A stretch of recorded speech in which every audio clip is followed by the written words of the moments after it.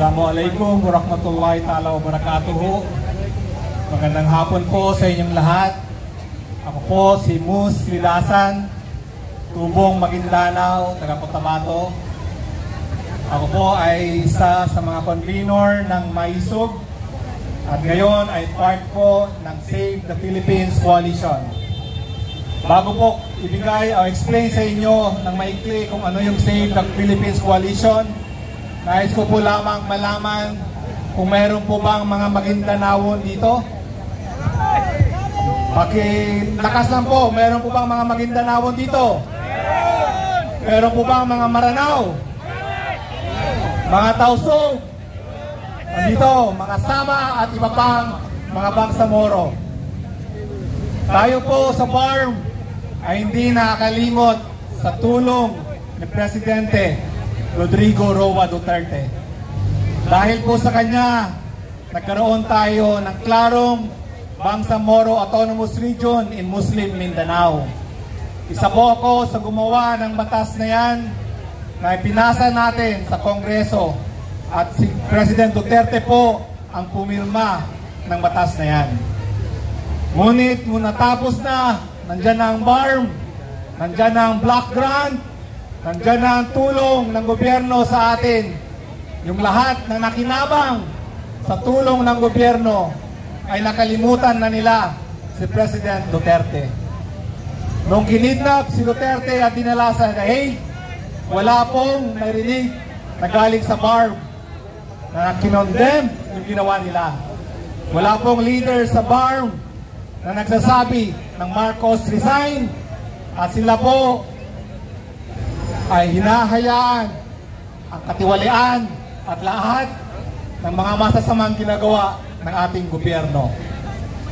Kaya po kami sa Maisog, kasama ang iba't ibang grupo, noong January 24 at 28, 2024, nagsimula po itong movement na ito. Walang iba kundi si President Duterte at si Congressman Sid Umab ang nag-expose ang corruption sa Congress, ang nag-expose sa bicameral insertions, ang nag-expose sa lahat ng katiwalaan ng gobyernong Bongbong Marcos Jr. Marami po tayong rallying ginawa sa Davao, sa Cebu, sa Dumaguete, sa Tacloban, dito sa Liwasan ng Bonifacio at sa iba pang mga lugar. Ngunit, nung nalaman na ng mga maraming grupo na tama po yung ating advokasya, tama po yung ating in-expose, ngayon sila mismo ang nandyan nagrarally. Sila mismo ang nagsasabi na Marcos resign. Pero tayo po sa Save the Coalition, Save the Philippines Coalition, ay nagkakaisa tayo. Iisa po yung ating advocacy. Iisa po ang ating pinaglalaban. Marcos resign and follow the law of succession ng 1987 Philippine Constitution. Yun po ang klarong ang ating pinaninindigan. Yun po ang klarong programa nating gustong iparating sa lahat ng mamamayang Pilipino. Wala nang ibang solusyon dito. Wala nang ibang paraan para maihangon natin ang kapwa nating Pilipino. Sobra-sobra na po ang ginagawa nila. Ang latest na ginawa nila sa atin, sinasabi nila sa mga kapatid nating Kristiyano, ang 500 pesos po ay pwede ng pang Noche Buena. Tama po ba yun? Di ba po ba parang sampal yun sa atin? Tayo ang mga Muslim, nirerespeto natin ang Christmas. Pero bakit ganun po? Kung sila ang kumuha ng pera ng gobyerno, bilyon-bilyon ang kinukuha nila.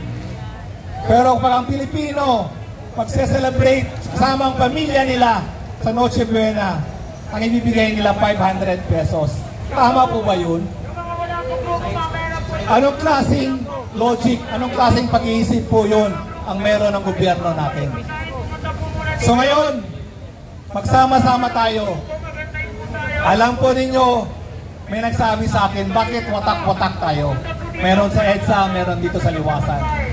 Alam po ninyo, para po itong David versus Goliath. Kilala po ba ninyo si David? No, sa Biblia, sa Quran. Tayo po, wala tayong bilyones. Hindi natin kayang bilhin ang mga congressman. Hindi natin kayang bilhin ang sino man. Pero ang ating kakampi, alam po ba ninyo kung sino?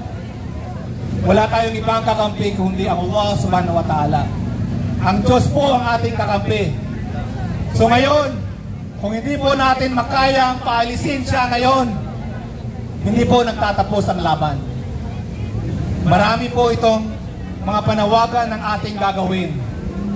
Isa-isahin natin ang mga Pilipino. Isa-isahin natin ang mga Pilipinong sumasakay sa MRT, sa LRT, na walang pakialam. Parang wala na silang nararamdaman. Apathetic na sila, wala na silang nakikita ang pag-asa ng ating bayan.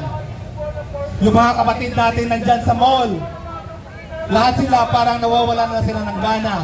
Ang iniisip nila, wala ng pag-asa ang Pilipinas. Pero hindi po. Alam natin na darating ang panahon na yung 100 million Filipinos, ang isa lang ang isisigaw. At ang isisigaw po nila, Marcos resign, and Marcos, you are fired. Wala na ang mandato sa'yo. Maraming salamat po.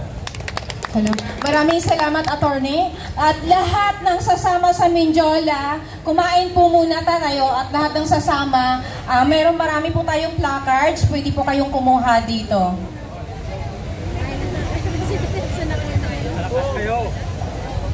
Maraming salamat po, Datu. Para simulan pa rin natin, ipagpatuloy ang ating programa ngayong araw. Tinatawagan naman po natin ang isa pa rin sa mga magiting na si Sir Pete Labiña para sa ating opening remarks mula po sa Save the Philippines Coalition.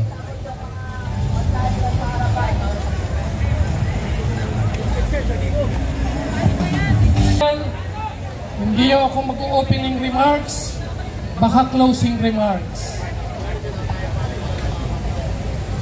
Mga kababayan, sa ngalan ng mga pamunuan ng Save the Philippines Coalition, isang pagpupugay, happy birthday kay Gat Andres Bonifacio. Birthday sa lolo ko. Na dapat tayo'y nagsasaya sa araw ng pagsilang ng ating bayani. Tayo ay napakalungkot, naghihinagpis dahil ang dinaanan krisis ng panahon ni Gat Andres Bonifacio sa kamay ng mga dayuhan ay siya ring krisis na hinaharap ng ating inang bayan. Tama ba? Kaya mga kasama, tayo'y nagkakaisa na tiriple ang krisis ng inang bayan. Krisis sa moralidad, krisis sa politika, krisis sa ekonomiya.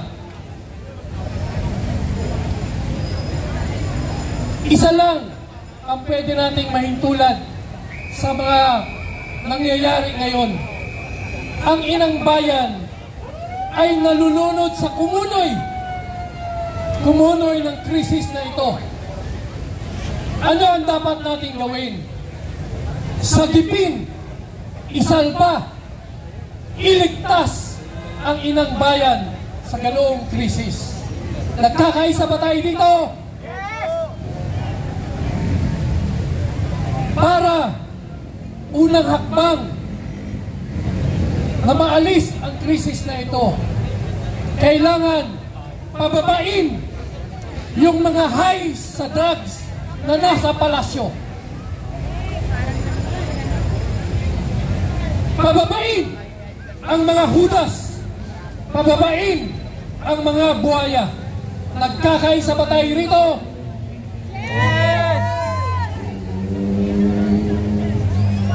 Ang hahalili, walang iba, kundi ang Vice Presidente, Vice President Inday Sara, the sole, the only replacement in a constitutional succession.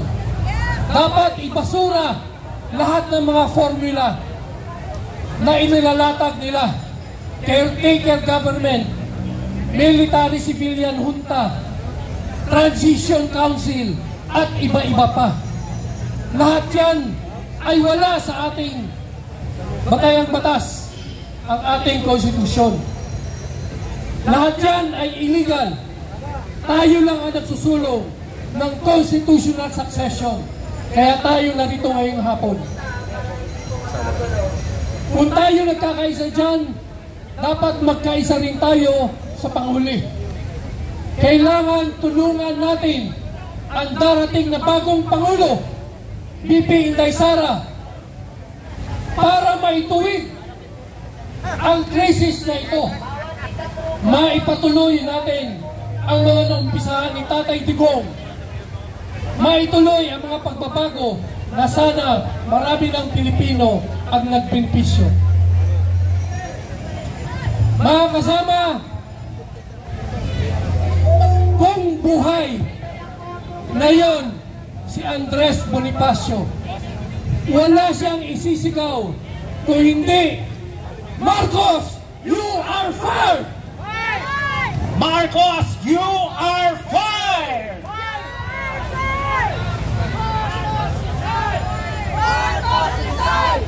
Marcos resign! Marcos resign! Marcos resign! Sa naipahayag na kanina, dahil tayo organisadong grupo, magdi-disperse tayo ng organisado rin. Magmamarcha tayo kung saan tayo galing kanina, tungong rekto. Mapalapit man tayo sa palasyo para marinig ng bangag ng bigi ang sigaw ng taong bayan. Marcos resign! Marcos, you are fired! Maraming salamat. Maraming salamat po.